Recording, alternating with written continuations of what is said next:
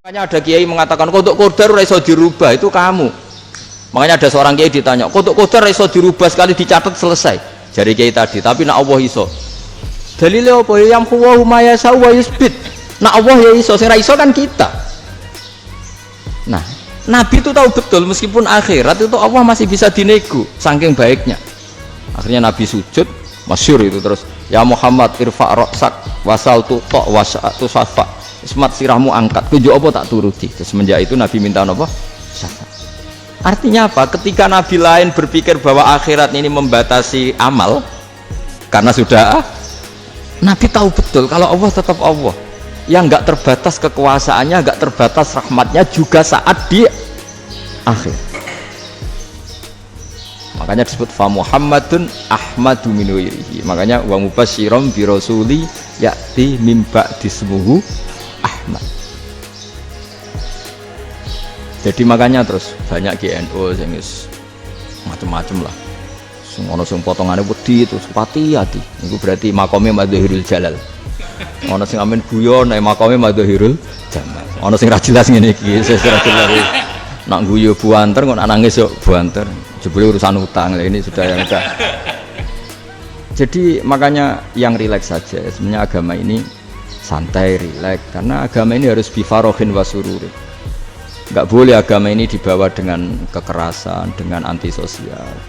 Karena agama ini harus kul bi fadlillah bi rahmati fa bidzalika falyafrah. Harus senang, harus rileks. Makanya saya jadi kiai itu senang takutnya gini. Sekali saya tidak senang jadi presiden buruk. Ternyata jadi wong alim ra enak, itu contohnya. Sampean merengut terus uripe susah, nanti orang tidak berani jadi orang alim. Makanya saya buktikan bahwa saya lebih bahagia di Bang Rektor. Nanti orang ingin jadi rektor semua, ingin jadi orang alim. Saya pernah ketemu sekian rektor di Jogja, tanya, Gus, kenapa jenengan bela-belain pesantren sampai segitu? Kan keren kampus NU, sekarang ada Unisma, ada NU Jogja, ada NU Jepara gini. Tak bilangin gini, sampai rektornya itu istighfar. Saya bilangin gini, ini sekaligus tak kasih tahu ini rektor Unisma ini. Tak bilangin gini, andai kan tidak ada kiai kayak saya itu Islam bisa tutup. Kok bisa, Gus? Misalnya ada perempuan haid faqal adat, itu kalau untuk tahu hukumnya haid daftar dulu ke Unisma, daftar dulu kan, setelah daftar nunggu pelajaran haid, baru tahu haid setelah 3 tahun dari masalahnya gitu. Tapi baru kayak kiai ketemu saya di jalan, Gus anak kula nu haid ngeten-ngeten mboten normal, hukumnya piye? Oh hukumnya ngene dibalekno ning adat, ora usah registrasi, ora usah daftar. Jadi ya harus ada istighfarnya lah. Unisma juga harus istighfar, semuanya harus istighfar. Karena ada sisi yang nggak mewakili kebutuhan Islam. Tapi saya sebagai kiai juga istighfar. Karena fakta hukum mengatakan yang boleh jadi KUA yang jabat, yang boleh kemenak yang punya gelar. Dan ini yang mengawal Islam secara undang-undang karena mereka yang bikin. Nah karena kiai tidak punya gelar tidak bisa jabat, saya juga istighfar. Jadi tidak sampai untuk yang istighfar. Karena yang kebutuhan ini terwakili yang punya gelar. Tapi yang punya gelar juga harus istighfar tadi. Mosok kepen roh hukum haid dengan ini kuliah se. Ngentek itu aja nanti nunggu guru yang pas mata pelajaran itu. Ya, terus kapan dia ini sholatnya? Jawabannya belum ketemu. Tapi baru kayak saya kan ketemu di jalan tanya. Terus saya sering ketemu. Gus saya ini bapak angkat.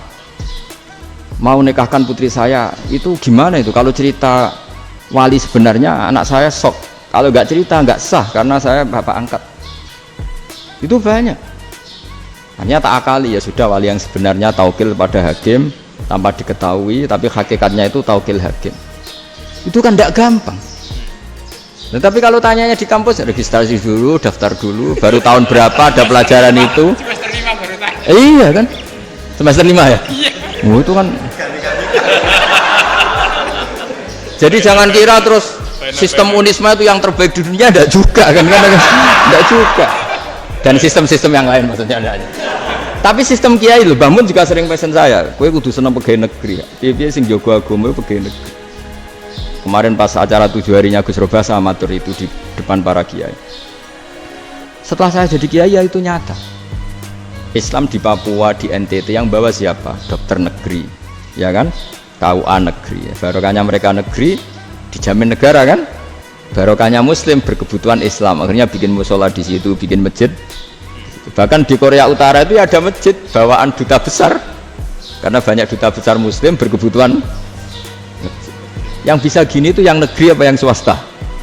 Negeri lah. Di sini kiai tidak mewakili semua kebutuhan apa? Islam. Tapi kampus juga enggak, kampus Islam sekalipun tidak memenuhi semua kebutuhan Islam tadi. Masa orang tanya kan nunggu semester berapa tadi? Semester 5 masih daftar dulu. Nunggu pelajaran itu. Payahnya pas ketemu dosennya, saya tidak pernah ribet kan? Pas dosennya cowok gitu. Jadi sudahlah, makanya ini. Iya, makanya ini kan bentuk kearifan lah. Jenengan ngakui fungsi kiai kayak saya itu bentuk kearifan. Saya juga ngakui jenengan itu butuh kearifan. Saya sering didolani KUA itu rata-rata ya didikan kiai. Kompilasi hukum Islam itu banyak ya, janda cantik. Contohnya harus cantik, kalau jelek nggak mungkin terjadi kan. Ada janda cantik kebetulan suka kawin tapi takut zina. Saya ulang lagi, suka kawin tapi takut. Itu seringnya gitu Pak Rektor. Jadi dia kawin bosen, bilang ke KUA, Pak saya sekarang mau nikah sama ini. Loh, tapi kamu mau punya suami. Ya tapi kan nggak tercatat Pak. Itu KUA-nya rata-rata itu nggak berani. Meskipun nggak tercatat, karena secara fikih meskipun nggak tercatat tetap dia seorang perempuan yang bersuami, maka nggak boleh nikah sama orang lain. Jadi coba kalau nyun sewu KUA hanya ngikuti hukum formal, yang penting di catatannya nggak punya suami, ya dinikahkan saja kan. Tapi mereka enggak, karena didikan kiai enggak berani. Artinya gini, kalau hanya pro hukum catatan sipil, maka ini dinikahkan bisa karena enggak tercatat. Tapi secara hukum santri enggak bisa dong menikahkan perempuan sing dadi zaujin yang punya